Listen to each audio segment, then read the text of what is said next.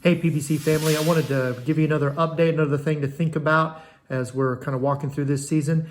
And one of the questions I have for you is, in the spring, when all of this COVID thing kind of broke out, how many of you, like me, thought, well, once we hit summer, everything will be okay, that we will be back to some sort of normal, and we'll look back at those few months back in the spring and early summer as kind of a weird time, like, well, what was that about? And yet here we are, still in this journey, still plowing through. And I was just want to give you some things that I've been thinking about for my own life, because I don't know where this is going, but I do know one thing. There is a Jesus that's been with us from the beginning.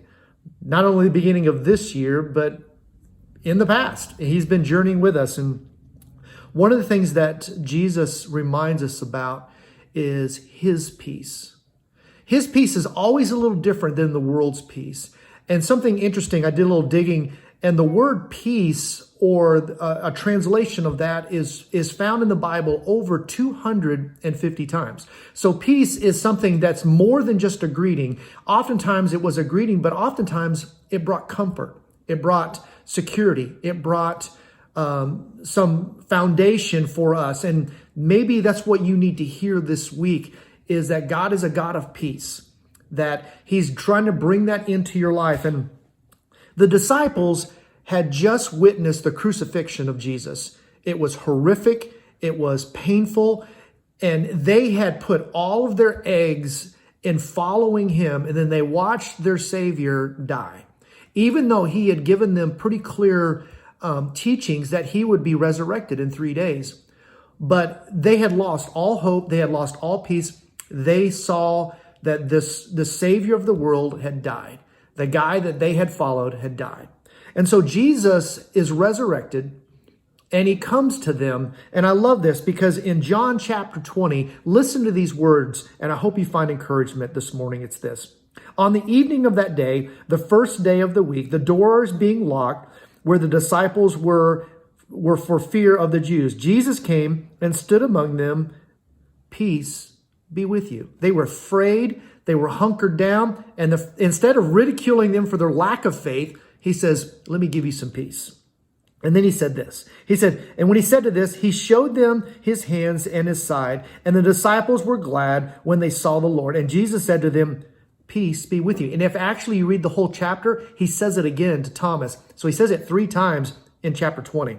He says, peace be with you. As the Father has sent me, so am I sending you. He says, you're still in this.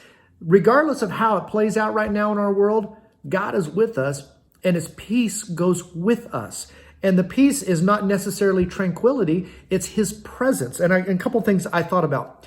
He says, peace be with you, because back in chapter 14, he said this, peace I leave you, peace I give you. Not as the world gives you, let not your hearts be troubled, neither let them be afraid. Because he is preparing them for his death and resurrection. He's preparing us. He's reminding us that in the crazy, his peace is sustainable. His peace is what we need in uncertainty, in what school is going to look like, what our fall is going to look like, what next year is going to look like, what church is going to look like, what our jobs are going to look like.